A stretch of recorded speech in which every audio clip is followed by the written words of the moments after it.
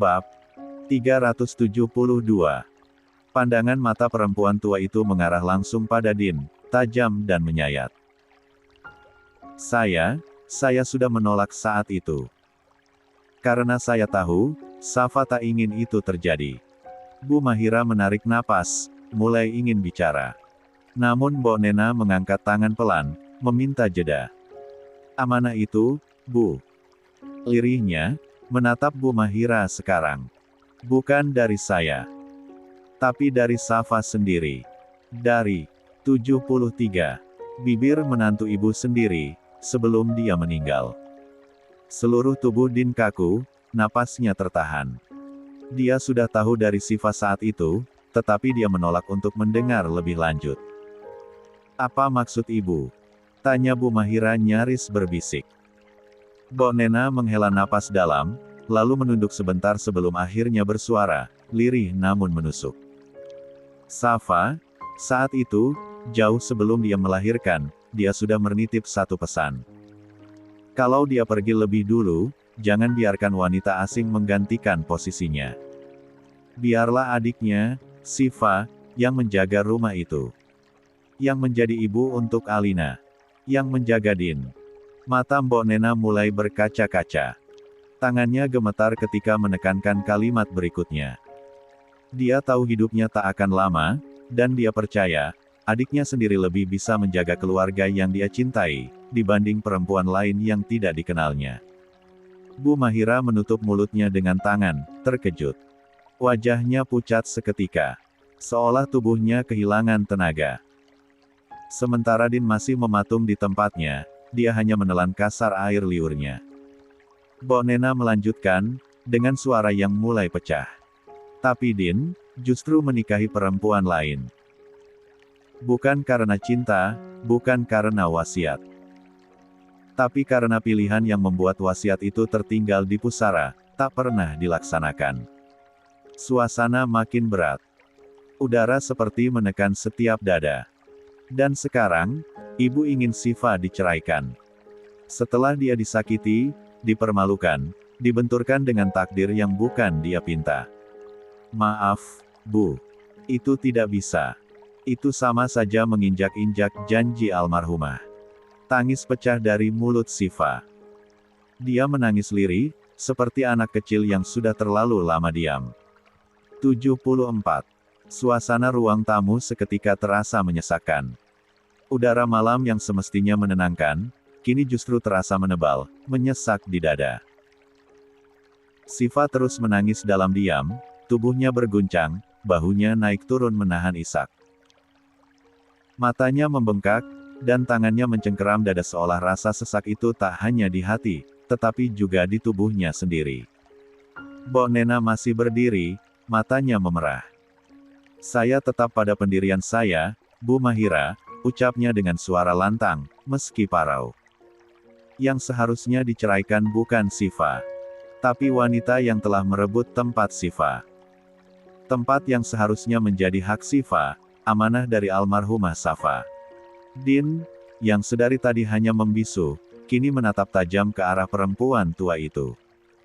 Sorot matanya tajam, rahangnya mengeras. Namun, dia menahan. Mbok Nena melanjutkan dengan suara gemetar penuh emosi. Alina itu anak dari Safa. Anak dari kakak kandung Sifa. Dan Safa, sebelum meninggal, meminta agar adiknya yang menggantikan dirinya agar Alina tetap berada dalam pelukan yang familiar, agar tidak ada tangan asing yang memeluk dan menyebut dirinya ibu. Tapi apa yang kamu lakukan, Din? Suaranya meninggi, menusuk ruang. Din mengepalkan tangannya. Matanya memanas. Apakah selama Safa hidup, kamu mencintainya? Atau hanya pura-pura karena dijodohkan? Bahkan amanah sesederhana itu pun kamu abaikan. Jangan sok tahu. Suara Din akhirnya pecah. Tegas, dan tajam. Wajahnya merah padam, nadanya rendah tetapi penuh tekanan. Bukan Anda yang menjalani pernikahan kami. Bukan Anda yang tahu apa yang kami rasakan. Sifa terisak makin keras. Pak Suparman mencoba menenangkannya, tetapi dia sendiri tampak gamang dan terpukul oleh percakapan yang memanas itu. Din berdiri, tubuhnya bergetar menahan emosi. Selama Safa menikah dengan saya, apakah dia pernah mengeluh pada Anda? Pernahkah dia mengatakan bahwa dia tidak bahagia? Bahwa dia ingin meninggalkan Dubai? Bahwa dia menyesal menikah dengan saya? Bo Nena menggeleng keras. Kalau kamu mencintainya, kamu akan jaga pesan terakhirnya. Tapi nyatanya tidak. Kamu pilih perempuan lain, kamu beri dia tempat yang seharusnya jadi milik Siva. Din mendekat, menatap perempuan tua itu tanpa gentar. Suaranya kembali rendah, tetapi kali ini lebih menyesak. Masalahnya bukan pada wasiat, tapi pada hati saya. Napas Din berat. Saya memilih istri saya sekarang karena saya mencintainya. Tapi bukan berarti saya tidak pernah mencintai Safa. Semua yang ada di ruangan menahan napas. 3 tahun saya kehilangan arah. 3 tahun saya menutup semua diri saya. Saya menolak bertemu Alina, saya menolak hidup. Saya terjebak di masa lalu, saya terus menyalahkan diri. Apa itu bukan cinta? Suara Din pecah di ujung kalimat. Matanya memerah, tubuhnya goyah, tetapi dia berdiri tegak. Sampai akhirnya, saya menemukan seseorang. Seseorang yang bukan hanya membuat saya hidup lagi, tapi membuat Alina kembali tertawa. Membuat saya ingin menjadi suami yang lebih baik. Ayah yang lebih utuh. Dia menoleh ke arah Siva yang masih terisak. Dan ketika saya harus menikah dengan Siva karena keadaan, saya lakukan itu karena tanggung jawab. Tapi jangan paksa saya untuk menukar cinta saya dengan rasa bersalah. Bo Nena menahan napas panjang, tetapi lidahnya keluh. Tak ada yang menyangka Din akan meledak seperti ini, bukan dalam amarah membabi buta, tetapi dari luka yang ternyata belum pernah benar-benar sembuh. Dan kalau saya dianggap tidak mencintai Safa hanya karena saya tak menjalankan wasiatnya. Din, 75. Mengatupkan rahangnya, lalu berbisik lirih. Maka kalian tidak pernah tahu, betapa besar luka saya saat kehilangannya. Hening. Tak ada yang bersuara. Hanya isakan Siva yang kini mulai melemah. Hanya detak jam dinding dan desir angin malam di luar sana. Saya tahu, Din kembali membuka suara, menatap satu persatu wajah yang kini membisu. Sejak hari pertama saya menikahi Siva, sejak saya membawanya pulang ke rumah ini, saya sudah tahu. Ujung dari semua ini akan seperti ini. Matanya menatap ke arah Siva yang masih menangis lirih. Saya tahu Siva menginginkan pernikahan itu. Bukan karena dia tidak tahu saya sudah menikah, tapi karena dia membawa amanah. Amanah dari kakaknya sendiri. Din menarik napas dalam, lalu mengangguk pelan. Saya tahu tentang amanah itu, bahkan sebelum Siva berangkat ke Mesir. Di Jakarta, sebelum keberangkatannya, dia sempat menemui saya, membicarakan hal itu, dan saat itu juga saya sudah bilang, saya tidak bisa. Saya sudah menikah. Saya sudah berumah tangga. Tatapannya beralih pada sang ibu, lalu ke Pak Suparman dan Mbok Nena. Saya minta dengan sangat, agar amanah itu dikubur dalam-dalam. Tapi yang terjadi, saya justru terjebak dalam sebuah hubungan yang tidak pernah saya rencanakan. Tidak pernah saya kehendaki. Tenggorokannya bergerak. Suaranya mulai bergetar meski dia tetap tenang. Kalau waktu bisa diputar ulang, saat saya sudah bertemu Davi di rumah sakit hari itu, saya tidak akan memenuhi permintaannya. Saya tidak akan ke rumah itu. Saya tidak akan menginjakkan kaki saya di tempat di mana semuanya dimulai. Kalau saja saya tidak menerima permintaan Davi untuk menjaga Siva, untuk sekadar memastikan keadaannya baik-baik saja setelah pelecehan, saya tidak akan berada dalam situasi itu. Saya tidak akan berada dalam rumah itu malam itu. Saya tidak akan menjadi pria yang kini kalian salahkan, yang dianggap mengkhianati, mencampakkan, dan melukai dua hati sekaligus. Din menunduk sebentar. Wajahnya menegang menahan emosi. Namun lagi-lagi suaranya keluar jernih, walau berat. Yang harus kalian tahu, lanjutnya, menatap kembali ke arah Mbok Nena. Saya tidak pernah berniat merusak hidup siapapun. Bahkan ketika saya tahu Siva mengalami pelecehan, dan sedang hamil. Saya mengambil tanggung jawab yang tidak pernah menjadi bagian dari hidup saya, hanya karena adik saya tak bisa lagi melindungi Siva. Din memejamkan matanya sejenak. Ada jeda panjang sebelum dia membuka suara. Kali ini, tatapannya tak lagi sekadar pasrah atau gamang. Wajahnya tegas, penuh luka yang tertata rapi, namun jelas bahwa luka itu tak lagi bisa dia simpan di balik senyap. Aku sudah kehilangan istriku. Suara Din lirih, namun cukup untuk membuat suasana kembali menegang. Aku sudah kehilangan Azarin. Dia pergi. Meninggalkan rumah, meninggalkan Alina, meninggalkan aku. Matanya memerah. Dan semua ini terjadi karena satu kesalahan, aku menikahi Siva. Meski niatku hanya ingin melindungi, menepati janji pada adikku sendiri, tapi tetap, aku yang memutuskan. Dan yang jadi korban bukan cuma aku, tapi Azarin. Dan Alina. Din menunduk sebentar, menarik napas yang begitu berat. Anakku, bahkan tak berani tidur karena takut ibunya pergi lagi. Alina kehilangan sosok bundanya. Bukan sekali, tapi 2 kali. Dan aku yang menyebabkan itu. Namun belum sempat dia melanjutkan, suara Mbok Nena memotong tajam, menusuk udara dengan dingin yang menyengat. Maksud kamu berkata seperti itu, kamu ingin melepaskan pernikahanmu dengan Siva. Mbok Nena yang sudah duduk, kembali berdiri. Nada suaranya pun meninggi. Kamu kira pernikahan itu mainan, Din? Sekarang cocok, besok tidak, langsung ditinggal. Din perlahan mengangkat wajahnya. Kali ini, suaranya tak bergetar lagi. Matanya menyala dengan 76. Ketegasan yang belum pernah ia tunjukkan sebelumnya. Tidak, Bu Nena. Saya tidak menganggap pernikahan itu mainan. Justru karena saya paham betul beratnya tanggung jawab menikah, saya tidak mau menjalani rumah tangga yang tidak bisa saya perjuangkan dengan hati yang utuh. Kalau saya mencintai Siva, kalau saya benar-benar ingin membangun rumah dengannya, saya akan berjuang sampai titik darah terakhir. Tapi saya tidak bisa membohongi siapapun di sini, terutama Siva. Dia tidak butuh pria yang terus-menerus merasa bersalah. Dia butuh suami yang mencintainya, tanpa beban, tanpa bayang-bayang siapapun.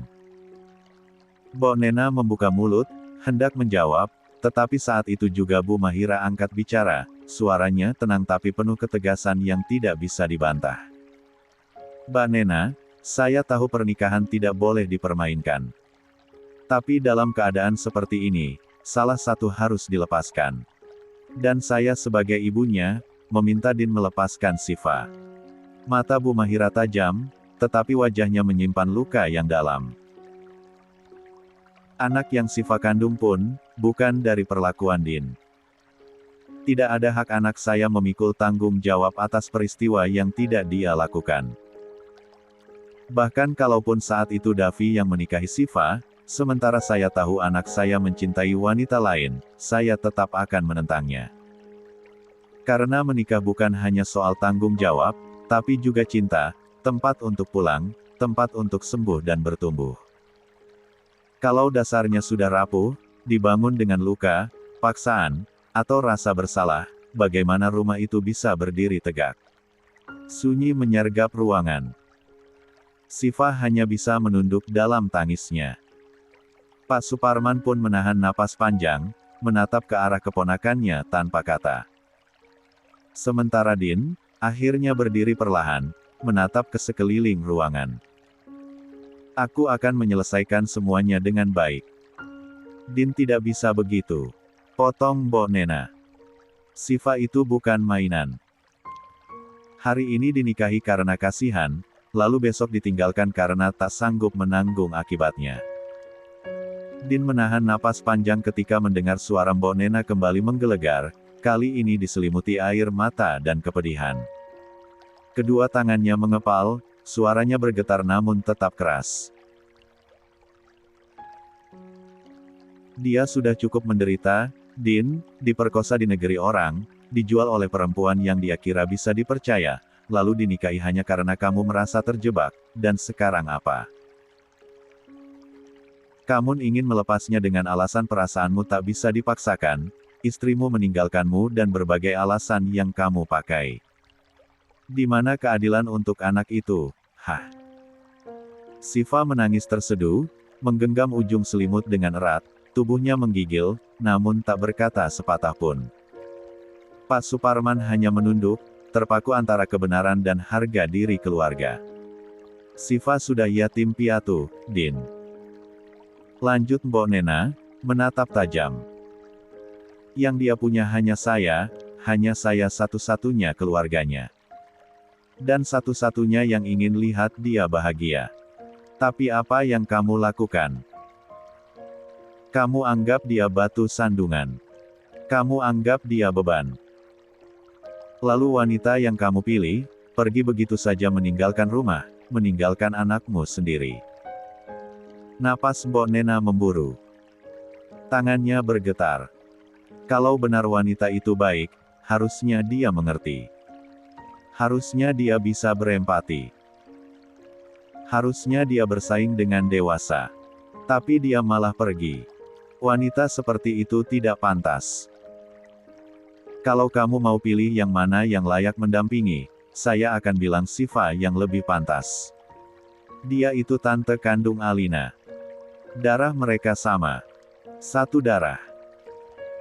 Din mengepalkan tangan di atas lututnya, dia tampak ingin menyela, tetapi suaranya tenggelam oleh perkataan Mbok Nena yang kini naik satu oktav. Dan kalaupun poligami, Islam tidak melarang, bukan?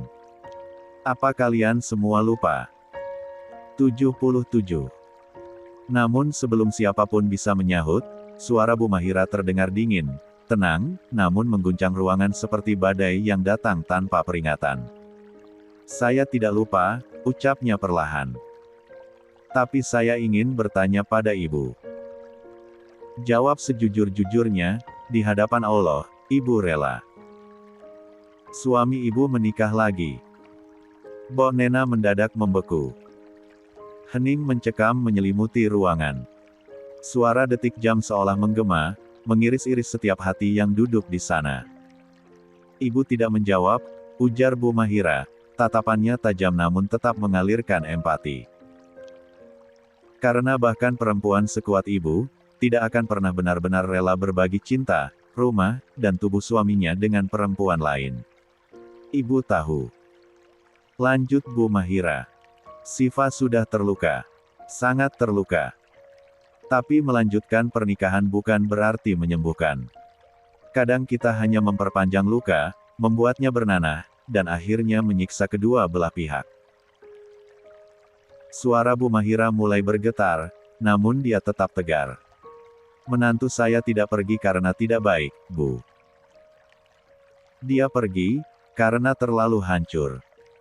Karena terlalu kecewa. Karena dia tidak sanggup berbagi laki-laki yang dia cintai dengan perempuan lain, meskipun dia paham semua cerita. Dan saya berdiri di belakang keputusannya. Bukan karena saya membenci Siva, tapi karena saya tahu, rumah yang dipertahankan atas nama kasihan, tidak akan pernah menjadi rumah yang utuh. Din menunduk. Wajahnya muram, tetapi matanya kini tak lagi ragu. Di sofa lain, Siva masih terisak, dan di sampingnya Mbok Nena kembali duduk, kehilangan kata. Rautnya lelah, namun keras kepala masih terpahat di sana. Perdebatan sampai pagi pun tidak akan menyelesaikan masalah ini, ujar Bu Mahira kembali. Dia menarik napas panjang, lalu menatap putranya. Din, ucapnya dengan tenang, namun nadanya memuat beban yang berat. Sekarang, ibu hanya ingin mendengar satu hal. Keputusanmu. Bukan pendapat, bukan pembelaan.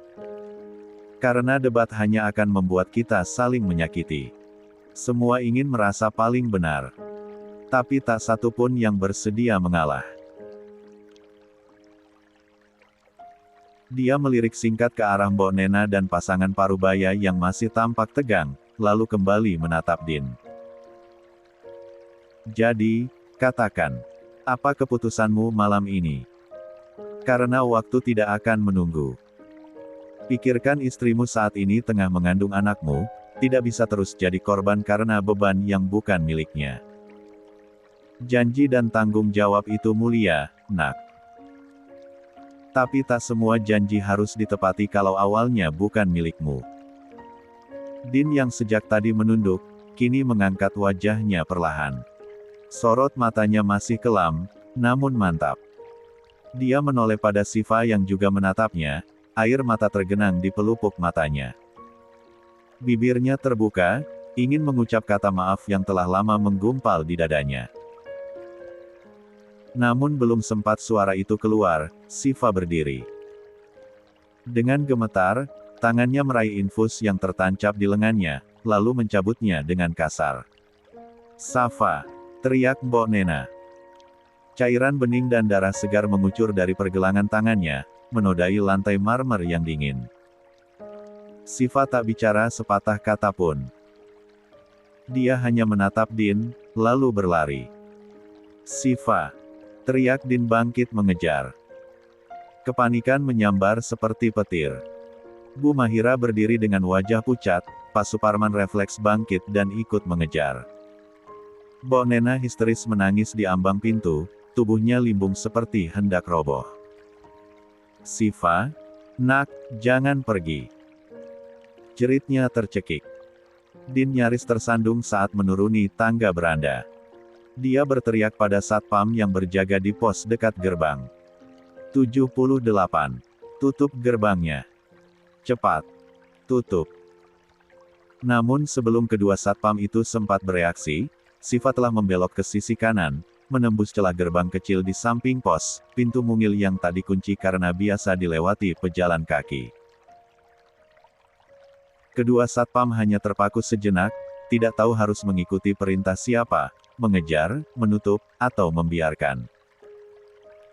Din melesat menyusul, napasnya memburu, namun malam terlalu kelam, dan jalanan kampung sunyi seperti menyembunyikan suara langkah Siva. Pak Suparman menyusul dari belakang, meski usia membuat napasnya tersengal. Siva, tunggu. Nak, dengarkan Pak De, jangan lari seperti ini. Sementara di dalam rumah, Bu Mahira memegangi dada, napasnya pendek, syok tak tertahankan.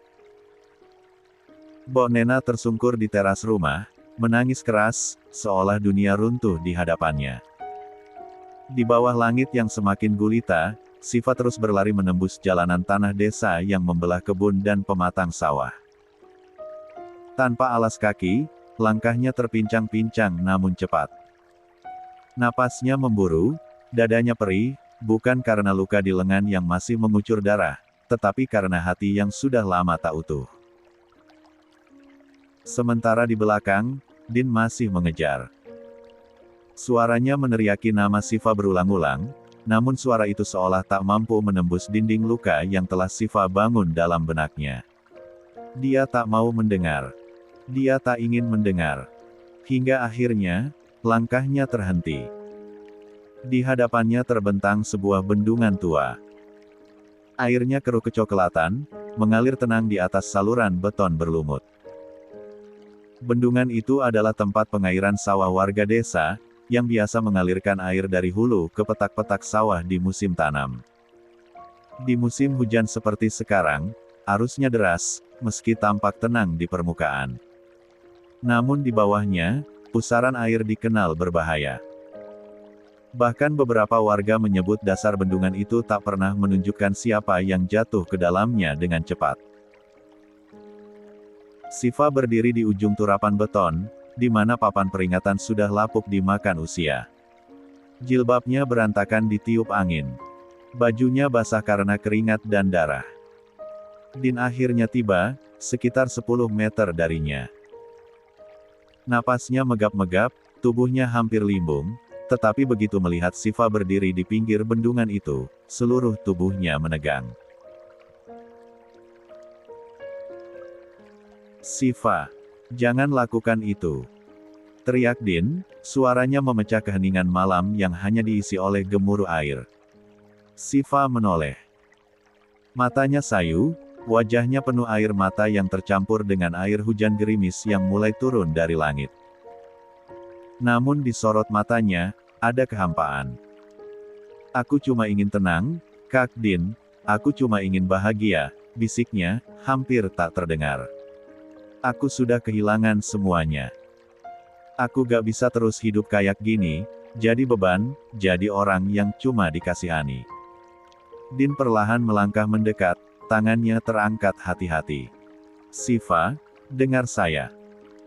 Kamu gak sendiri. Davi masih hidup dan berharap kamu pulih, lalu kembali kuliah, kejar mimpimu. Anakmu akan lahir. Kamu bisa bahagia, asal kamu mau tetap di sini." Siva menggeleng lemah. "Bahagia bukan milikku, Kak. Dan anak ini, bukan milik siapa-siapa. Aku membencinya, aku benci dia hadir di rahimku dengan cara yang menjijikkan. Aku benci tubuhku." Kakinya semakin mundur, salah gerak sedikit Siva pasti akan terjatuh. "Kamu jahat, Kak, kamu menikahiku, lalu menceraikanku, jahat kamu, Kak." Suaranya bergetar. Namun, Din mengabaikan kalimat Siva. Matanya terus menatap pergerakan Siva. Dia melangkah lebih cepat. "Siva, jangan.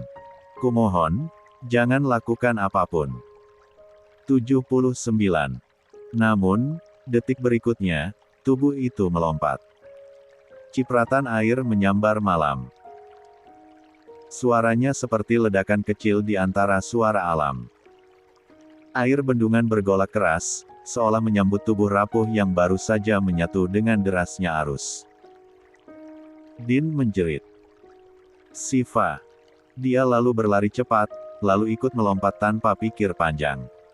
Pak Suparman yang akhirnya menyusul, hanya bisa ternganga di pinggir bendungan, tubuhnya gemetar. "Ya Allah, Siva!" 80. Tak lama berselang, pintu kamar terbuka.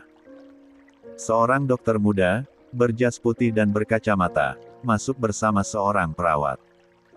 Dia menyapa dengan sopan, dan segera menghampiri ranjang. "Selamat malam. Saya Dokter Edwin, yang jaga malam ini. Boleh saya periksa Alina?" "Iya," ucapnya ramah. Alina hanya mengangguk lemah. Mbak Santi berdiri dan memberi ruang, menjelaskan cepat. "Tadi Alina tiba-tiba bangun, nangis, lalu mengeluh sakit di dada, Dok.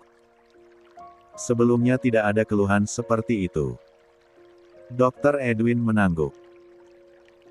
Dia memeriksa Alina dengan hati-hati, menyentuh bagian dada yang ditunjuk, mendengarkan detak jantung, lalu bertanya pelan. "Alina, rasanya gimana? Seperti ditusuk, ditekan, atau panas?" Alina berpikir sejenak.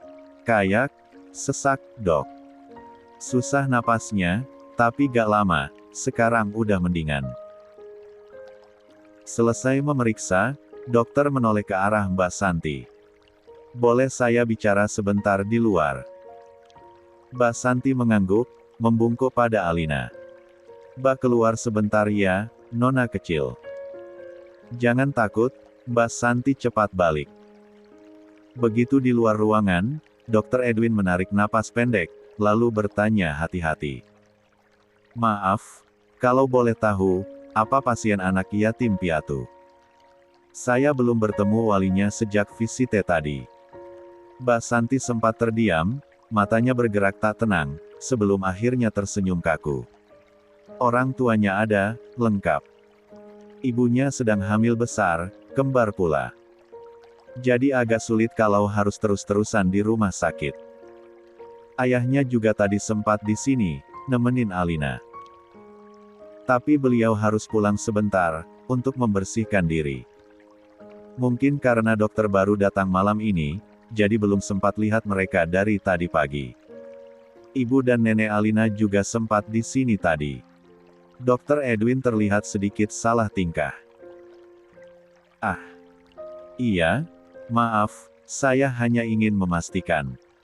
Soalnya, untuk anak sekecil itu, dengan keluhan baru seperti ini, saya butuh persetujuan dari orang tua kalau harus dilakukan pemeriksaan lanjutan, seperti CT scan misalnya.